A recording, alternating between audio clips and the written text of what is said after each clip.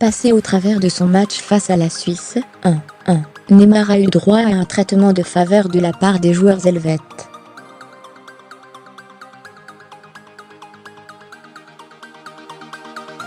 L'idée était de faire sortir Neymar du match, a expliqué le sélectionneur de la Nati à l'issue de la rencontre.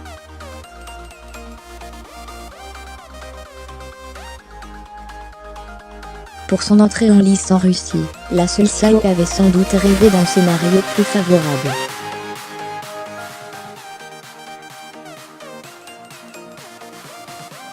Considéré comme le premier favori à la victoire finale, le Brésil a pourtant dû se contenter d'un match nul, 1-1, face à la Suisse, et a offert une prestation somme toute quelconque après l'ouverture du score spectaculaire de Philippe Coutinho, 20e, se montrant incapable de faire la décision après l'égalisation de Stevan Zubé peu après la pause, 50e.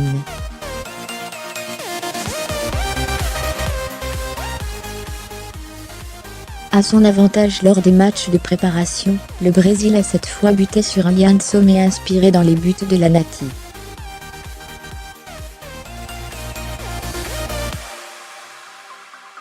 Neymar a bien tenté d'endosser le costume du héros, mais le capitaine brésilien s'est enferré dans la nasse suisse, se coupant de ses coéquipiers à force de privilégier la solution individuelle.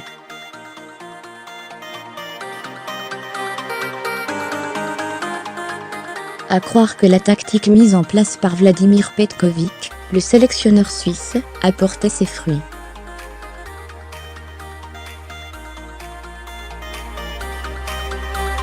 L'idée était de faire sortir Neymar du match, a ainsi expliqué l'entraîneur helvète à l'issue de la rencontre dans des propos relayés par Blauer.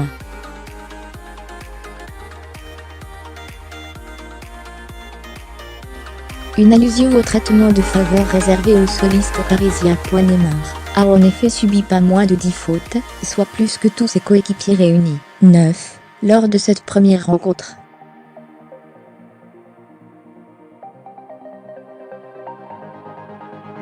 Du jamais vu en Coupe du Monde depuis 1998, et les 11 fautes enregistrées par Alan Shearer face à la Tunisie.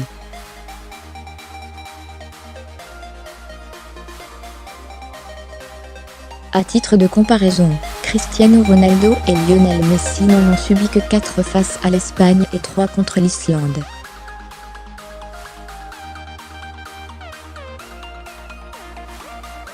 Vladimir Petković se défend toutefois d'avoir voulu faire mal au n brésilien.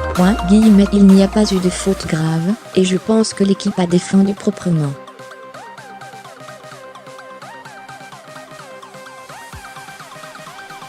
La plupart des duels ont été corrects. Il y avait un homme à homme sur Neymar, et c'était l'une des clés pour le neutraliser, a assuré le sélectionneur suisse.